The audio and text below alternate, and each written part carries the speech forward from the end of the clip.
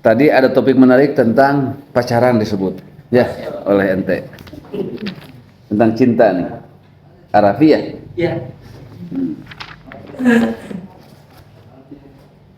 Saya sekarang akan menentang arus para mubalik di Indonesia. Ya, pacaran kebanyakan disikapi negatif, buruk. Pertanyaannya, betulkah begitu? Betul. Betul. Ada yang beda nggak jawabannya? Apa bedanya pacaran dengan ta'aruf? Kalau tidak ada yang berbeda, ini Pala Bahadi itu can jadi mahasiswa. Ya, mahasiswa itu jangan normatif berpikirnya. Coba saya tanya, ada nggak yang jawabannya berbeda?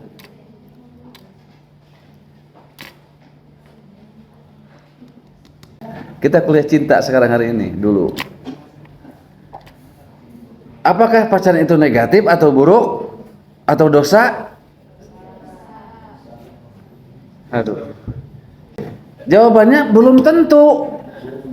Tergantung.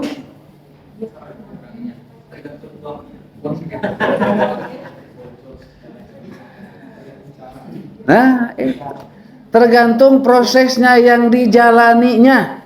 LDR dosa nggak? Dosa. Kamu WA-an gitu ya, ngobrol, video jarak jauh, dosa? Dosa apanya? Kenapa dosa? Cing, saya tanya. Oh, jadi kalau ngobrol itu jinah itu ya? Sudah matiin jinah kita ini. Ini penting ya. Penting karena ternyata kamu seragam pikirannya semuanya. Kalian akan saya sesatkan dalam kebenaran. Ya, pacaran itu banyak aspek dan kompleks, tidak mudah sederhana kita melarang, mengharamkannya, menyebut dosanya. Sangat tergantung, ya. Nih, satu. Kenapa dia pindah ke depan?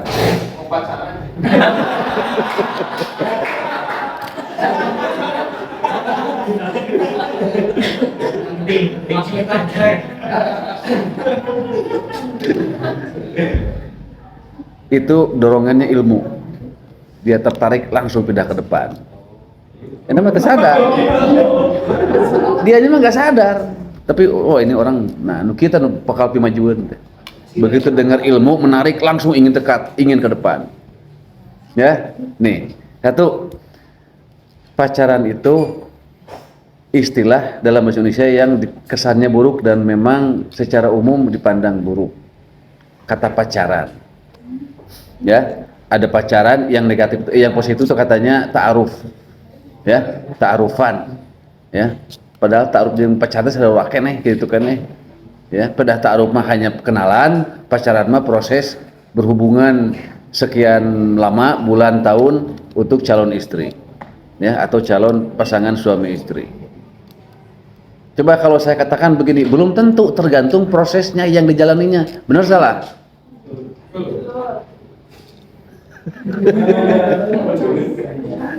Ya, kalau betul kenapa tadi sebut dosa semua? Ya, usia-usia kamu jatuh cinta itu wajib. Wajib, harus. Biar apa? Biar apa? Biar normal.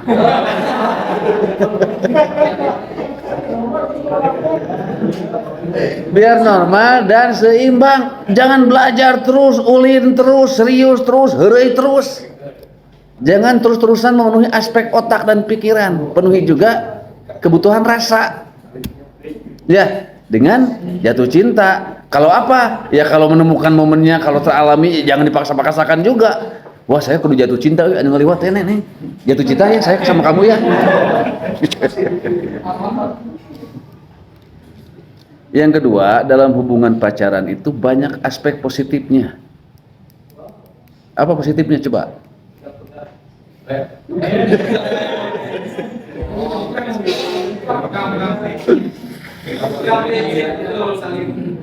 Apa coba positifnya? Hah? Support system.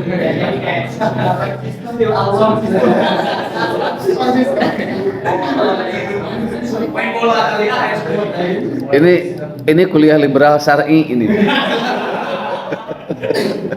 Saya akan meliberalkan pikiran kamu, tapi syar'i. Lihat aja nanti ujungnya. Ya. Apa dampaknya pacaran? Hubungan calon jatuh cinta lah, membina hubungan sebelum menikah. Setahun 2 tahun misalnya. Apa dampak positifnya?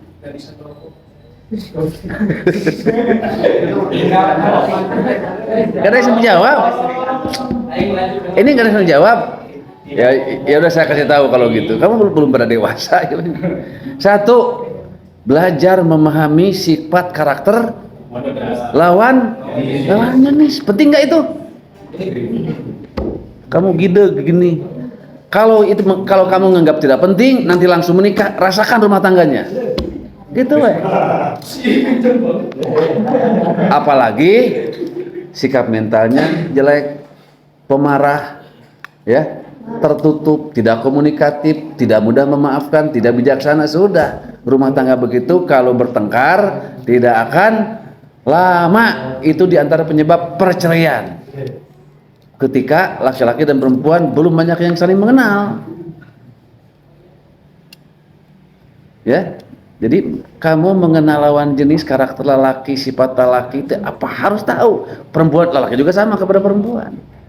Kalau tidak tahu itu nanti kamu gampang ditipu, gampang dibohongi. Nanti kamu polos sikapnya. Ya, ini positifnya dulu. Jadi karena begini, pacaran itu adalah interaksi dua kepribadian manusia. Ya. Pacaran jangan dibayangkan pacaran bermesraan, ya. Maksudnya mah hubungan pranikah lah. Punya calon. Kedua, bisa saling membantu. Kebetulan nih, kamu yang cewek, si cowoknya tajir berdua gitu. Wah, memberikan pulsa weh, nggak apa manfaat kalau kamu dari orang tua kurang misalnya teh. Ya. Tapi yang paling penting itu kemudian yang ketiga kemana eta? Mendewasakan diri, ya. Laki-laki dan perempuan yang sebelum menikah banyak kenal karakter laki-laki dan perempuan, beda dengan laki-laki dan perempuan yang kurang bergaul, kurang banyak mengenal karakter lawan jenisnya, langsung menikah. Nanti kedewasaan rumah tangganya beda.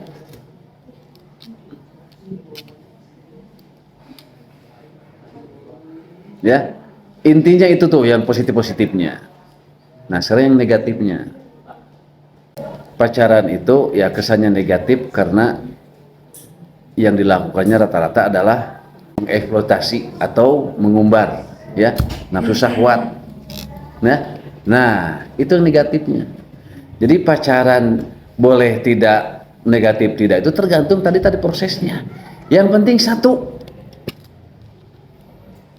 sebagai muslim tidak boleh atau jangan melanggar syariat. Sudah, ku eta mah kajawab kabeh. Kamu mau sering bareng ke perpustakaan, mau nonton, jalan berdua, makan, disampur jam 10 malam, pulang jam 3, nggak ada masalah, bebas. Asal satu tuh jaga, jangan melanggar syariat. Ya, dalam urusan-urusan yang sangat terpaksa. Jadi beragama itu jangan sampai mempersempit pikiran.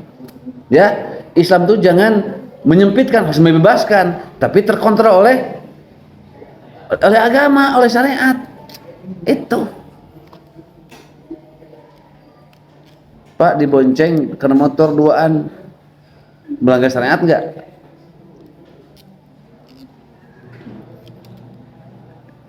Dosa enggak itu? Nyebrang jalan, megang tangan, ayo di cepengan si kabogoh calonat teh. Dosa henteu eta.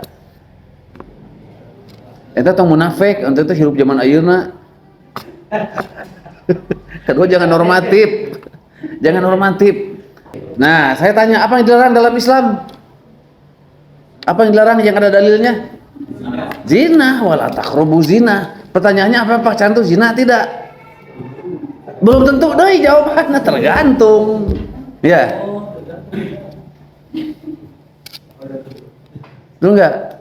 Cuma kalau kamu sering berduaan di tempat yang sepi, merasa tidak dosa, asa bebas, tak itu yang mendekati kepada zina. Ya, asa tidak dosa, bermesraan, dekat kepada zina. Sebab begitu hasrat seksual kamu tumbuh, lagi tune in, ya, tempat sepi, hasrat biologis muncul, tempat sepi, dodonya mau, sudah, setan masuk di situ. Kalau nggak ada kontrol, kamu bisa celaka. Ya itulah perzinahan. Makanya buat yang lemah kontrol, mendingan jangan memang. Ya, kan ayah perempuan kesentuh seetik, hati-hati. Ya, ada yang begitu mah bahaya. Saya sedang meluaskan pikiran gitu ya.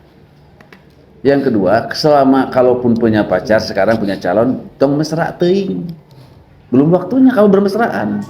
Yang kamu waktunya itu saling memanfaatkan, saling membantu untuk kelancaran kuliah dan menormalkan perasaan masing-masing. Karena jatuh cinta.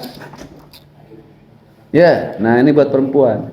Ya, jangan terlalu serius selama kuliah pacarannya. Nah itu yang syar'i. Jangan terlalu sering bepergian duaan, belum waktunya. Apalagi kamu serius. Terus kedua, kamu nganggap calon suami saya, calon kabogoh itu baik, setia, bahaya tuh omongan begitu. Begitu kamu persepsinya positif, kamu di bawah sadar akan menyerahkan apa yang kamu punya. Gampang dikukumaha katanya. Murah, perempuan murah. Ya. Yang kedua, jangan setia. Nah itu salah. Pacaran yang setia adalah pacaran yang kaku.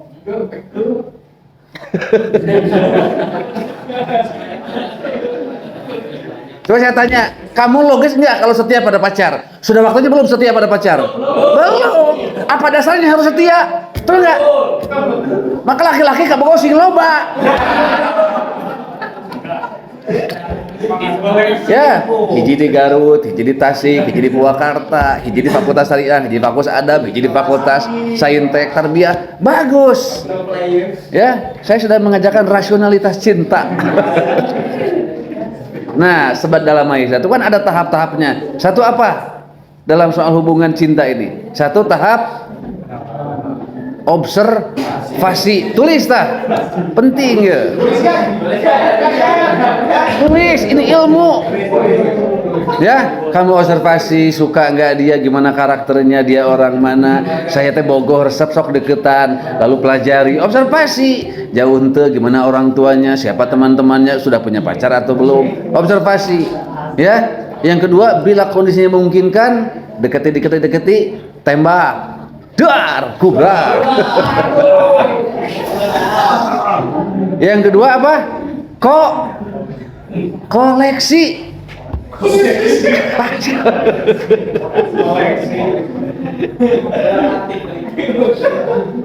Anu gigituan segala. Kamu udah pakai perasaan soalnya. Saya mah sedang mengajarkan rasionalitas. Ya, laki perempuan sama. Kabogoh jangan satu. Kalau kamu cuma satu aja pacar bahaya. Yes, banyak perempuan celaka, banyak perempuan berzina, mahasiswa sudah tidak perawan karena setia pada kabogohan. Eta yang bahaya. Mau begitu? Jadi sampah. Iya, ketika kamu sudah tidak perawan, kamu jadi sampah. Gitu. Saya sudah mengajarkan benar, cuma dengan bahasa yang rasional. Nih, kamu punya pacar sekarang. Masih milih-milih, menimbang-nimbang, ada yang mau lagi, terima lagi. Nah, dosa gitu sampai kamu, masa? Ya, karena kamu belum menikah, itu kuncinya. Kamu tuh sedang tahap koleksi.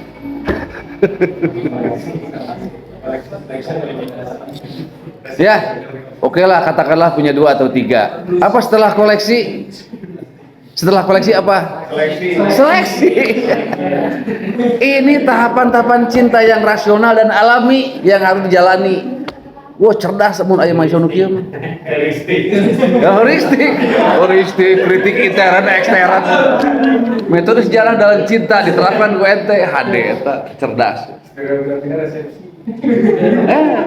Nah, setelah nanti seleksi dari sekian yang pernah dekat dengan saya, dia yang saya pilih. Satu, dewasa. Kedua, selama hubungan dia menjaga saya.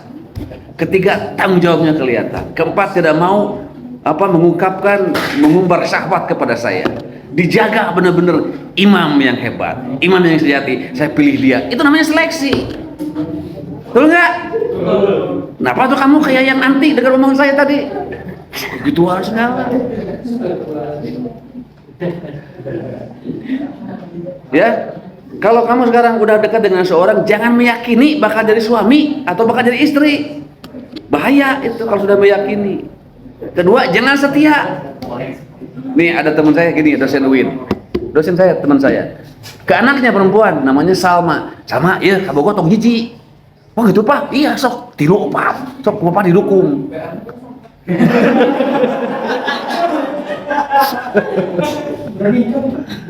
Dan si anaknya memang dekat ke bapaknya, terbuka. Bapaknya punya strategi.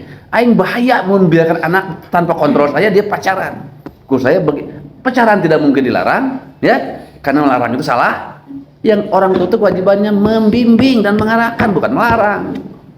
Boleh melarang, tapi dampaknya lebih bagus membimbing dan mengarahkan.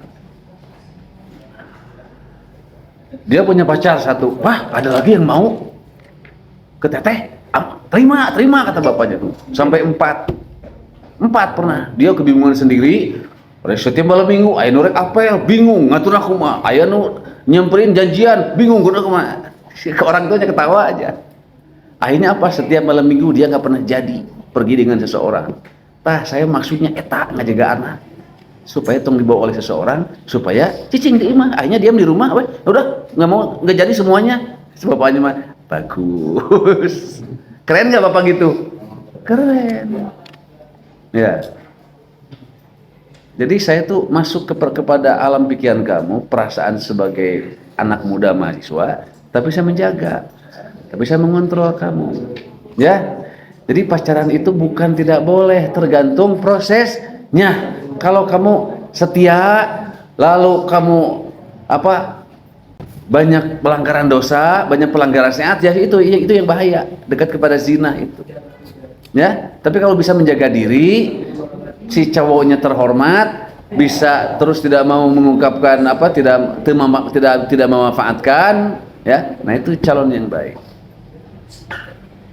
Ya, jadi bagi saya cinta itu tidak sederhana haram halal.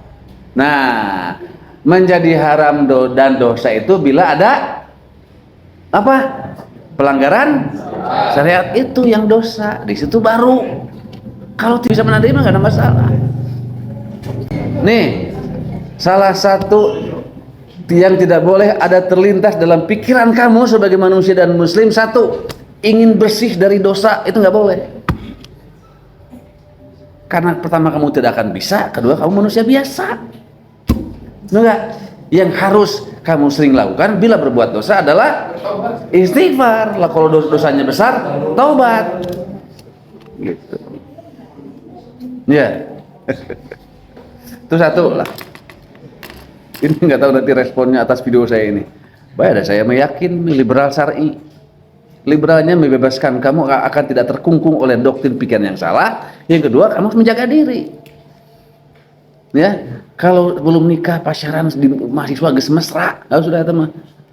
Tapi mau beneran rumah tangga oge. Wah. Ya. Pak, saya nggak mau pacaran, ingin jaga diri, bagus, lebih bagus. Ya, Pak, saya punya pacar gimana? Jaga diri, bimbing tuh calon istri kamu atau jaga calon suami kamu. Ya, tapi jangan deketin, jangan serius teuing, jangan setia. Itu seperti fatwa menyesatkan, tapi bener. Jangan setia kakak bogoh can waktuna, setia mah nanti kalau sudah menikah baru setia. Tapi juga, wah ini jadi panjang deui. Bagi laki-laki mah nggak ada setia kepada istri. Yang harus setia tuh kamu sebagai perempuan. Iya, laki-laki mah nggak ada batasan. Berapa setianya? Kalau sudah 4 istrinya baru setia. Sok, siapa yang bisa menyalahkan ucapan saya?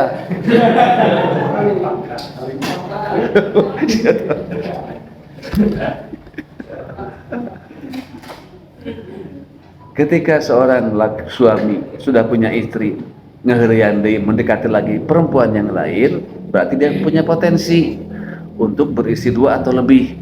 Bila dia tidak berpotensi, dia tidak akan jalan, takut oleh istrinya. Bila potensi besar, dia akan sampai kepada istri 2. Istri secara agama ya, sebenarnya tidak boleh bercampur. Itu hak suami sepenuhnya. Anu penting tatu, jaga syariat, tanggung jawab ya, nafkah ke istri pertamanya full. Nah, makanya fungsi kamu itu adalah pengimbang, penasehat suami. Ada banyak yang isinya 2-3 itu karena isinya pertamanya tidak memuaskan, tidak sejalan, tidak cocok. Banyak kontrol, banyak marah, banyak emosi, banyak tuntutan, macam-macam. Ya, jadi jadi suami yang masih mencari, masih ngeherian, masih mendekati perempuan lagi, itu adalah suami yang sedang mengembangkan potensi dirinya. Nah, kalimat itu benernya mah, bener tak? Ayolah mau kuliah kursus tentang itu dengan saya nanti lebih mendalam lagi. Kebanyakan orang salah soalnya di situ. Suami harus setia pada istri, harus sayang. Maksudnya sayangnya gimana? Sayang suami ke istri mah tanggung jawab. Itu setia, nggak ada setia. Nanti kalau sudah maksimal 4 baru setia, jangan nambah 5, itu melanggar syariat. Wah, Allahu Akbar. Itu aja ya. Ya. Saya kalau ngomongnya bener, cirinya apa? Pakai emosi, pakai jiwa. Ya, itu aja, mudah-mudahan bermanfaat ya. Jadi hidup jangan kaku, fleksibel, jaga diri, jaga syariat. Ya, ini perempuan terutama. Itu aja tambahan dari saya. Terima kasih. Assalamualaikum warahmatullahi wabarakatuh.